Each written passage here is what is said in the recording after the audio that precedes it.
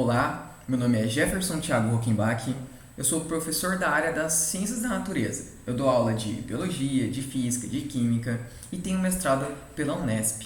O tema da aula de hoje é magnetismo e suas interações. Magnetismo, etimologia, ou seja, da onde que veio esse nome, esse termo magnetismo?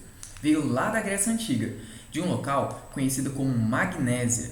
Nesse local encontraram um mineral que tinha uma capacidade peculiar de interagir com outros metais, atrair outros metais. A esse mineral, foi dado o nome de magnetita, pois foi encontrado na Magnésia.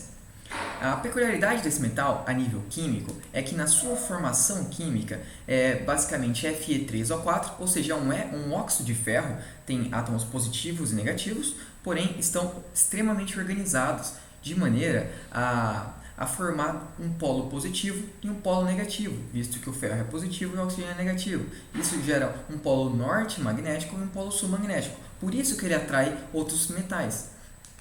Mas qual que é a definição de magnetismo? A capacidade de atração ou repulsão conferida a certos objetos. Bom, o melhor objeto para explicar o magnetismo é o ímã. Ímãs são corpos capazes de atrair objetos que contêm alguns metais, além de atrair ou repelir outros ímãs. Um exemplo de ímã é a magnetita, que eu acabei de mostrar para vocês. A magnetita é o que a gente chama de ímã natural, pois é encontrado na natureza.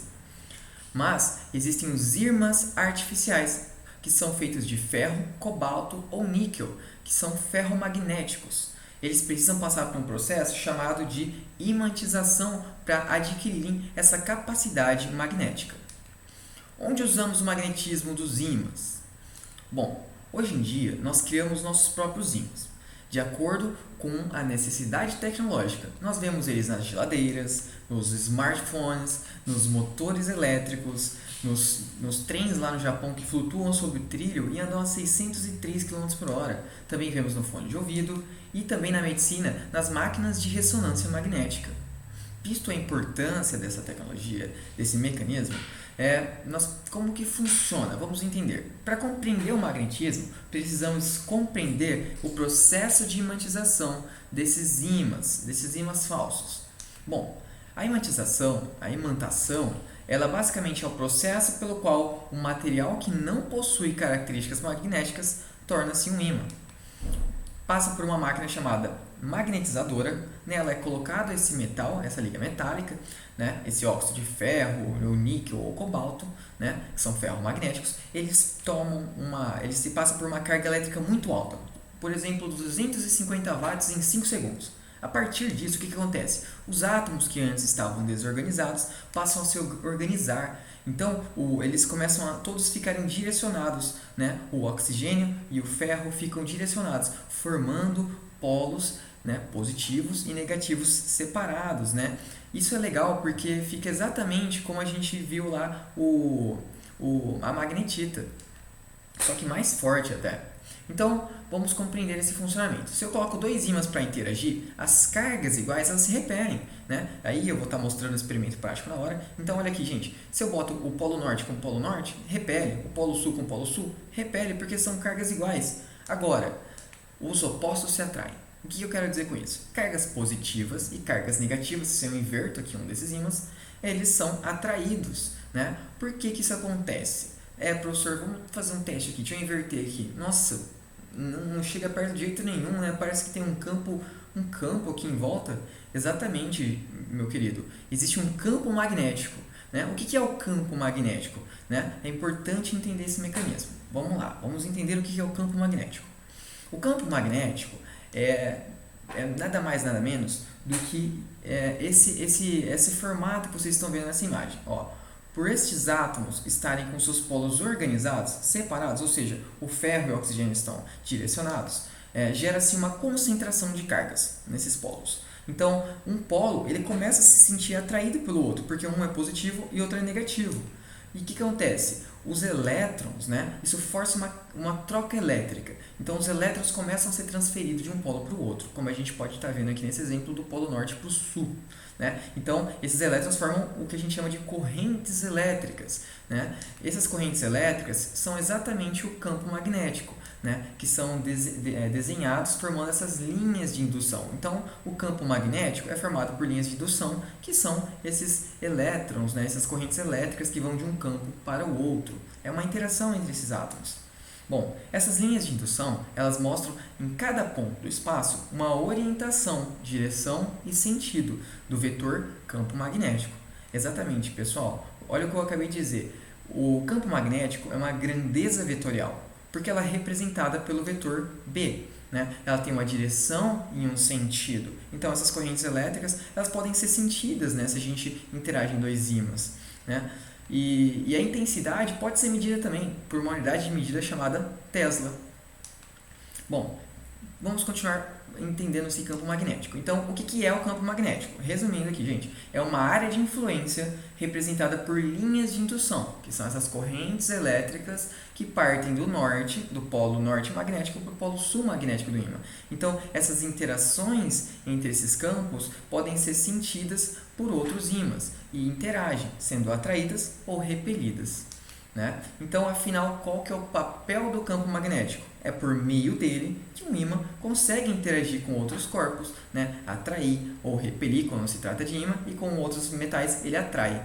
Olha que legal. Então a gente entendeu a parte físico-química, né? Física e química dos ímãs, e podemos entender também o campo magnético. Tá, entendemos então o magnetismo, mas o título é Magnetismo e suas interações. Resolvi trazer a segunda parte, as interações, por uma perspectiva interdisciplinar, porque é de extrema importância entender que o magnetismo se faz presente em todas as esferas das ciências da natureza, né? Então, se faz presente na física, lógico, na química e também na biologia. Ah, professor, mas magnetismo não é um conteúdo da disciplina de física? Sim, é um conteúdo da disciplina de física, mas ele se faz presente na química e na biologia. Vamos ver?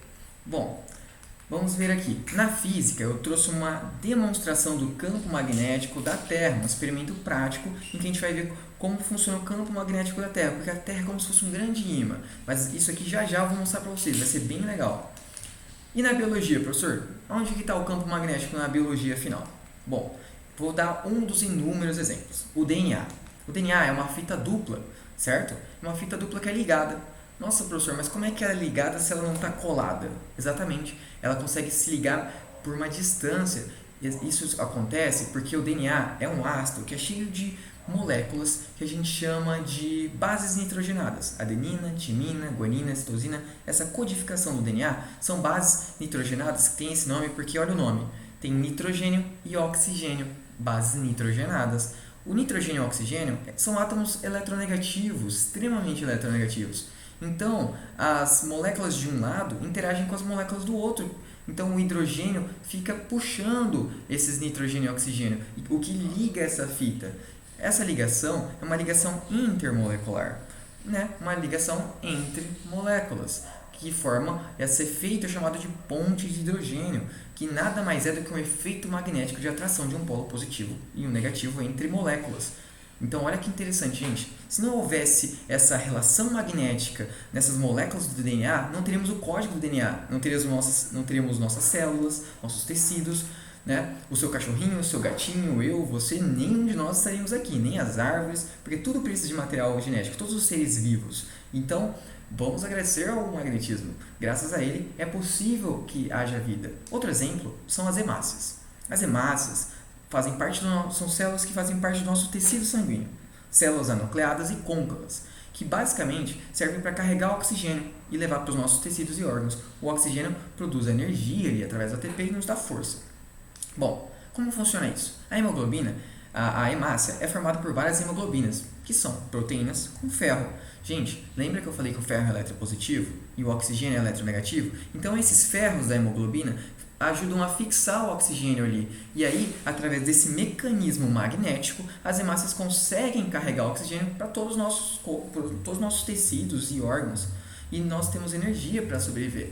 Então, mais uma vez, compreendemos a importância do magnetismo até no nosso corpo, na biologia. Então, se não fosse esse mecanismo magnético, por exemplo, das hemácias carregando oxigênio, cara, não teríamos nossos órgãos, não estaria aqui dando aula para vocês, vocês não estariam aí assistindo a aula, né? Então, olha que legal, por que é importante mostrar essa interdisciplinaridade. Ah, professor, mas e na química? Quero ver na química, então. Gente, a química, o próprio átomo já é um exemplo de magnetismo, né? Se a gente pegar aqui a morfologia do átomo, o elétron é um corpo negativo, o próton é positivo e o nêutron é neutro. Então, essa carga negativa fica atraída pela carga positiva, que são os átomos. Vamos pegar um exemplo agora. Nós pegamos duas cargas positivas e uma negativa, 2 hidrogênios e um oxigênio. Formamos aqui, estabilizou-se uma molécula, pela regra do octeto, formou aqui o H2O, né, que é a água que a gente conhece. Olha que legal. Lógico que a água são macromoléculas, ou seja, várias dessas moléculas interagindo. E para que elas se mantenham unidas, também é uma interação magnética, pois os hidrogênios, que são positivos, sentem-se atraídos pelos oxigênios, que são negativos, formando uma rede magnética. Tanto que se você pular de barriga na água, vai doer, você vai ficar todo vermelho, né? Porque essas interações magnéticas são difíceis de ser quebradas. Olha, gente, então, olha que interessante, as macromoléculas como carboidratos, proteínas, lipídios, os alimentos que a gente conhece não existiriam se não fossem essas interações magnéticas. A própria água, o ar, as montanhas, as florestas, nada disso existiria, porque a unidade básica da matéria é o átomo, e o átomo ele precisa, né, dessas interações magnéticas para se estabilizar, para existir. Então, olha como o magnetismo é incrível, porque ele permite, do nível micro ao macro, em todas as ciências da natureza, ele se faz presente, ele permite que tudo funcione do jeito que a gente conhece, né? No micro, nós temos como exemplo, graças ao magnetismo, nós temos a possibilidade da existência da matéria, do átomo formando as moléculas, né? Organelas, células, tecidos. Então, nós temos a existência e funcionamento dos corpos dos seres vivos, né? Os tecidos, órgãos, sistemas, os organismos, todas as populações, né, de animais que a gente conhece, os cachorros, os gatos, os lobos, nós. Então, professor, mas e no nível macro? Onde está o magnetismo no nível macro? Bom, gente, aí que vai entrar o experimento aqui, tá? A camada magnética da Terra nos protege diariamente contra tempestades solares, né? Então o Sol emite umas tempestades que, se atingisse diretamente a nossa atmosfera, em pouco tempo não teria mais atmosfera, não teria oxigênio, ninguém ia conseguir respirar, não teria nada aqui. A gente ia ficar parecido com o que é Marte, né? Com o que é Mercúrio. Então olha que legal, essa camada magnética nos protege o tempo inteiro. Então, desde o nível micro ao nível macro, o magnetismo é incrível e permite com que tudo funcione da maneira perfeita que é. Agora vamos ao experimento prático. Bom, nesse experimento eu trouxe aqui para vocês uma bolinha de isopor representando a Terra, onde eu vou abri-la e aqui onde está o núcleo da Terra eu vou colocar um ímã, tá? Porque a Terra ela se comporta como um grande ímã. Professor, tem um ímã dentro da Terra? Não, gente, lá no núcleo da Terra tem um líquido, tem metais líquidos se movendo, certo? Esses metais líquidos, eles basicamente, dentro de uma pressão, calor, movimento, alta temperatura, eles geram muita energia, né? Ficam energizados. Essa energia se transfere para fora da Terra, um campo muito maior que a Terra, muito maior que a atmosfera, como a gente pode ver nessa imagem aqui, nesse GIF. Né? Então a camada magnética da Terra ela basicamente faz com que a Terra se comporte como um grande ímã, onde esses campos elétricos partem de um polo para o outro, né? Então nesse experimento, conforme eu vou jogando os pedacinhos de ferro repicados, eles vão se organizando, tomando a morfologia desse campo. Então nós temos essas linhas paralelas que nada mais são do que aquelas linhas de indução, porque é onde as correntes elétricas estão entrando. E por que fica arrebitado aqui nas pontas? A gente pode ver aqui no exemplo. Fica arrebitado porque é onde está entrando e é onde está saindo essas cargas. E aí nós chamamos de polos magnéticos. Na geografia, né, a gente chama de polo norte e polo sul. Se a gente pega uma bússola, eu vou mostrar o exemplo para vocês. Aí eu vou apontar aqui para vocês. Tá vendo o polo norte e o polo sul do experimento? A gente só tem que tomar cuidado com uma coisa. O polo norte da bússola, a bússola funciona como um pequeno ímã, né? O polo norte magnético dela aponta para o polo norte geográfico. Mas peraí, professor, como que um polo norte aponta para o polo norte? Não, os opostos se atraem? Exatamente. Né? O polo norte magnético da bússola aponta, na verdade, para o sul magnético da Terra. É que na geografia a gente chama de norte. Né? Então, mais uma vez, o norte geográfico é o sul magnético e o sul geográfico é, na verdade, o norte magnético. Eles são inversamente proporcionais. Né? E então é isso, gente. Esse experimento ele veio para elucidar, para mostrar para vocês que um campo que é invisível dá para ver, porque com esses pedacinhos de metais eles começam a tomar a forma do campo, porque eles se atraem por esse campo e a gente consegue ver claramente num experimento muito bacana como funciona o campo magnético da Terra, entendendo assim a importância do magnetismo e as suas interações. Obrigado, aqui estão as referências bibliográficas.